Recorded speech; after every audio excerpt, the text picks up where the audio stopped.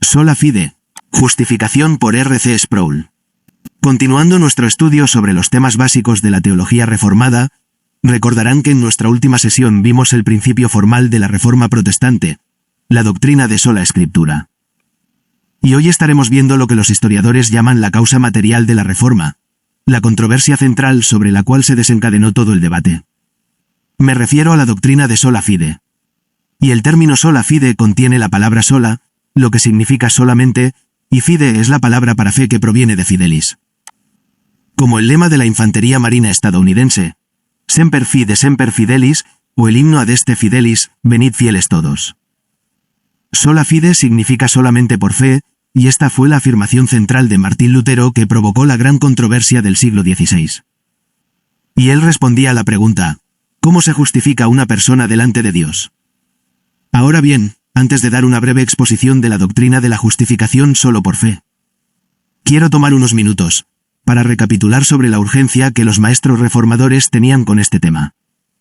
Ellos no pensaban que el debate sobre justificación fuera un argumento de algún punto sutil de la teología en el que los teólogos se reunieran y discutieran asuntos secundarios y demás, sino que estaban convencidos de no solo la verdad de la justificación solo, por fe, sino que también creían que era de vital importancia.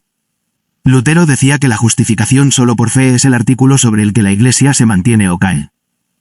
Ahora podemos ver eso desde el punto de vista del siglo XX tal vez como una exageración o como una sobrevaloración, pero yo solo estoy mencionando a esta altura que era claramente la convicción de Lutero de que esta doctrina era muy importante ya que tocaba el corazón y el alma del Evangelio mismo. Y de nuevo, es la afirmación de Lutero que la justificación es el artículo sobre el cual la Iglesia se sostiene o cae. Y es el artículo sobre el que se sostiene o cae porque es el artículo que nosotros entendemos que nos revela cómo somos redimidos. Calvino adoptó una visión similar de la importancia de la doctrina. Él utilizó una metáfora diferente. Dijo que la justificación solo por fe es la bisagra sobre la cual todo gira en la vida cristiana.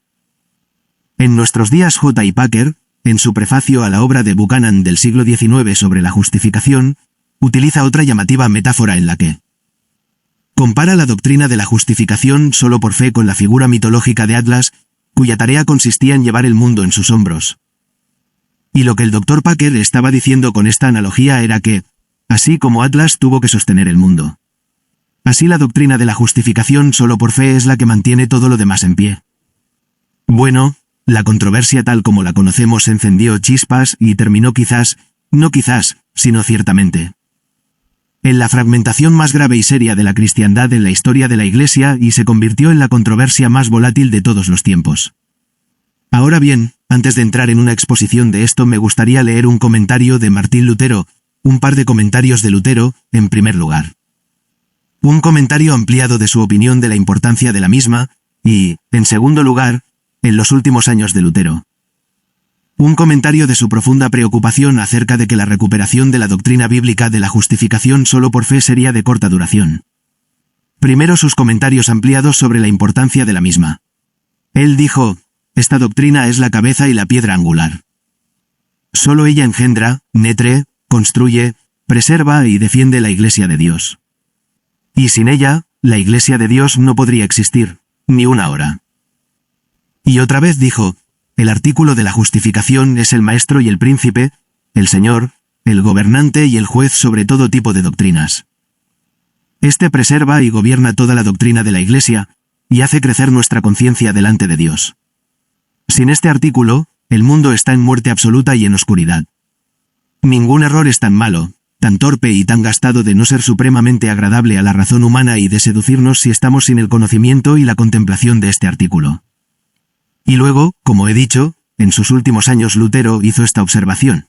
Son pocos los que conocen y entienden este artículo, y yo lo trato una y otra vez.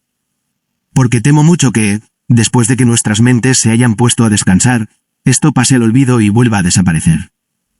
Y, en efecto, no podemos comprender o agotar a Cristo, la justicia eterna, con un sermón o pensamiento, o para aprender a apreciar que Él es una lección eterna. No seremos capaces de terminar ya sea en esta vida o en la venidera. Ahora, si puedo añadir mi propia observación personal a las de Lutero, Calvino y Packer, sería esto creo que la doctrina de la justificación solo por fe es. De todas las doctrinas de la teología sistemática, es relativamente la más fácil de entender con la mente. No es tan complicada o misteriosa o difícil que solo los expertos especializados en teología pueden entenderla. Pero llevar la doctrina de nuestras cabezas a nuestro torrente sanguíneo es algo totalmente distinto, porque una cosa es entender una doctrina. Y otra muy distinta es tenerla como el aspecto que controla la fe por la cual vivimos ante Dios. Y otra cosa que quiero decir antes de proceder a una exposición es que no somos salvos por una doctrina. No es la fe en la doctrina de la justificación solo por fe lo que redime a una persona. Es el contenido al que la doctrina apunta, lo que es tan central y crucial para nuestra salvación. De nuevo, preguntamos por qué. La pregunta fundamental que la doctrina de la justificación está tratando de responder, y triunfa en ese intento, es la pregunta: ¿cómo puede una persona pecadora sobrevivir al juicio final de un Dios justo y santo? Y tan pronto hacemos esa pregunta, vemos de inmediato por qué es un tema de gran importancia. No solo se trata de poner puntos a las íes o acentos o de aprobar un examen en teología sistemática, sino que es el hecho de cómo vamos a presentarnos ante Dios.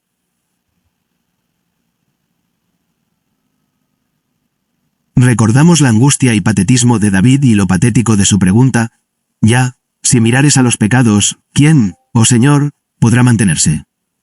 Y fue una pregunta retórica, porque David entendió la respuesta a esa pregunta.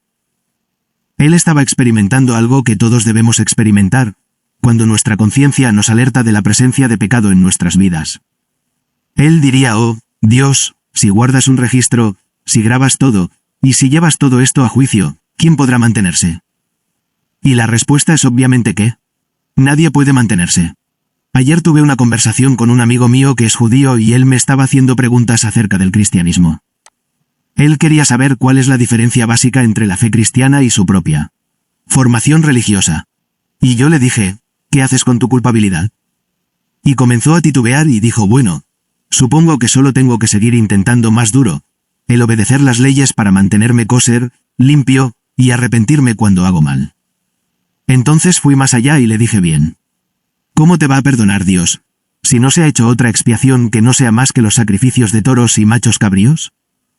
Y eso nos llevó a una larga discusión sobre el mismo corazón del Evangelio, porque la buena nueva es que Dios, según el apóstol Pablo, es a la vez justo y justificador de personas pecadoras. Ahora, veamos esos conceptos, ya que exponen en conjunto que Dios es justo y justificador. Pablo dice que estos conceptos tienen que estar claros en nuestra mente si queremos entender el Evangelio del Nuevo Testamento. El Evangelio no dice que Dios simple y unilateralmente declara el perdón a todos en el mundo. Ciertamente, la doctrina de la justificación incluye la doctrina de la divina misericordia y del perdón de los pecados. Eso es muy importante para nosotros, y expone ante nuestros ojos a un Dios que es un Dios perdonador. Recuerdo que cuando yo era un estudiante en Holanda, tenía gran dificultad tratando de aprender un idioma extranjero para hacer mis estudios de doctorado. Y uno de los mayores problemas que tuve fue el mismo tipo de problemas que todos tenemos cuando aprendemos otros idiomas, y es el aprendizaje de las expresiones idiomáticas de una nación o de cada lenguaje particular. Alguien me estaba hablando el otro día y me dijo: bueno, yo no le doy mente a eso. Y una de las personas que estaba cerca de mí era un invitado extranjero, que había aprendido español, y estaba completamente aturdido por esa expresión: no dar mente a eso. Dijo: ¿pero qué significa eso? Y tuvimos que explicarle las peculiaridades de esa extraña frase. Pues uno de los modismos que me enredó, cuando fui a Holanda, fue una expresión idiomática usada por uno de mis profesores cuando estaba hablando de cómo Dios responde al pecado de los seres humanos, y él dijo: Dios no mira al pecado a través de sus dedos. Y eso me paró en seco. Ja, ja, ja. Le dije que no tenía idea de lo que estaba diciendo, que Dios no mira nuestros pecados a través de sus dedos. No fue hasta mucho después, cuando trataba de aprender más vocabulario leyendo las novelas de detectives en holandés, que leí un episodio en el caso de Perry Mason donde un policía estaba hablando con un hombre que estaba mal estacionado pero que tuvo una urgencia para hacerlo, y el policía le estaba hablando de otra cosa y quería que el hombre lo acompañara a algún lugar, y el hombre le dijo: bueno, no puedo dejar mi auto acá, me vas a poner una multa por estacionar acá. Y el policía dijo: oh, no te preocupes, voy a mirar a través de mis dedos. Ah, la expresión es hacernos de la vista gorda. Y el punto es que cuando Dios, en su misericordia, ofrece el perdón a aquellos de nosotros que somos culpables delante de Él, Todo el proceso del perdón divino no significa que Dios se hace de la vista gorda del pecado. Y por lo tanto, y con eso pone en peligro su propio carácter justo o su justicia. Su manera de justificar a los culpables es trabajando desde toda la eternidad, de tal manera que Dios mismo permanece justo. Pero, de nuevo eso nos lleva a la pregunta original. Si Dios es justo y yo no lo soy, y tengo que hacer frente a su justo juicio, ¿cómo puedo estar de pie? Lo que estoy necesitando, con desesperación, por toda la eternidad es ser justificado. Ahora, lo que la Biblia dice es que Dios es tanto justo y el justificador, por lo que la forma en la que Él opera su justificación será sin comprometer su propia justicia. Y el segundo punto aquí que es tan crucial es que es Dios el que da la justificación. Ahora no es difícil de entender que las implicaciones están claras, ¿cierto? Si Dios es quien justifica, ¿qué nos dice eso acerca de nuestra capacidad para justificarnos nosotros mismos? No puedo hacer nada para justificarme, ni nadie más puede justificarme en este mundo, ni la Iglesia puede justificarme. Es Dios, y solo Dios quien puede pronunciar el veredicto final de mi justificación o mi falta de ella.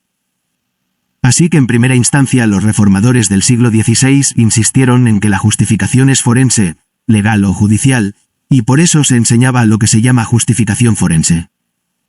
Ahora, este término es un término que no se usa comúnmente en la Iglesia. El lugar más frecuente donde escuchamos la palabra forense es en juicios penales, o en Perry Mason, o en algún juicio famoso, o donde escuchemos acerca de patología forense o evidencia forense. O tenemos forenses estatales que se involucran en competencias de debates y discursos públicos, etc. Porque el término forense aquí tiene que ver con algún tipo de anuncio o pronunciamiento en el campo de la ley. Así que cuando hablamos acerca de la justificación como algo forense, entendemos por eso que, en el análisis final, Dios nos justifica cuando Él declara, pronuncia, que delante de Él somos nosotros declarados. Considerados, juzgados como justos. Entonces, justificación forense implica que Dios declara a una persona, siendo justa delante de Él. Y como digo, es una declaración legal por la cual Dios declara a una persona justa. Ahora, yo usé una serie de palabras hace un momento que quiero desarrollar. Dije que Él nos juzga, declara, o considera, o reconoce, o nos cuenta como justos. Ahora, para sostener esto tenemos que hacer una incursión pequeña en el latín simple, el cual hemos explicado en otros cursos, pero lo vamos a volver a repetir. La recopilación de Lutero de la suma y la sustancia de la doctrina de la justificación solo por fe está en su famoso lema, simul iustus et peccator. Simul, la palabra de la cual proviene en español simultáneo, iustus es la palabra para justo, et es la palabra para y peccator, la obtenemos de la palabra impecable o pecadillo. Y así sucesivamente, es la palabra para pecador. Así que lo que Lutero está diciendo es que en la doctrina de la justificación solo por fe lo que está sucediendo ahí es que los que son justificados son, al mismo tiempo, justos y pecadores. Ahora, aquí Lutero no está entrando en contradicción. Él no dice que somos justos y pecadores al mismo tiempo y en la misma relación. En otras palabras, es un sentido diferente el que somos justos al sentido en el cual somos pecadores. Ahora, la buena noticia del Evangelio, según Lutero, es precisamente en este punto. Que lo que Lutero está diciendo es que la gloria del Evangelio es que Dios declara a la gente justa aun cuando son pecadores. Que Él declara a una persona justa ante sus ojos y ante su ley, aun cuando bajo escrutinio son aún pecadores. Ahora bien, es ese juicio de declarar a alguien justo. Que de por sí no es justo lo que crea gran parte de la controversia sobre la doctrina y que ha llevado a algunos críticos de la Reforma a decir que los reformadores postularon una ficción legal que hace a Dios culpable de mentir diciendo que alguien es justo, cuando en realidad no lo es. Pero el concepto bíblico de la justificación descansa en Dios ajustando cuentas o declarando a la gente a ser algo que en sí y por sí mismos no son. Esto nos lleva de nuevo al libro del Génesis, el capítulo 15 de Génesis, cuando Dios hizo ciertas promesas al patriarca Abraham. Y el autor de Génesis nos dice que Abraham creyó a Jehová y le fue contado por justicia. Y lo que Pablo dice en el Nuevo Testamento es el mismo concepto por el cual Dios cuenta o considera a la gente que ponen su confianza en Cristo como siendo justos. No porque su fe expía todos sus pecados o porque su fe es una forma suprema de justicia que cubre todas nuestras injusticias, sino más bien. La razón por la que Dios nos considera justos es a causa de la obra de Cristo a nuestro favor. Y así llegó a la conclusión de esta introducción a la doctrina de la justificación, que vamos a continuar en nuestra próxima sesión. Diciendo que realmente la expresión de la justificación solo por fe es la síntesis teológica para la justificación solo por Cristo, porque el asunto fundamental es el siguiente. Sobre la base de la justicia de quién, Dios declara a alguien justo. Y la Reforma respondió eso claramente, que el único motivo por el que Dios siempre me va a ver como justo es en base a la justicia de alguien más. La justicia de Cristo.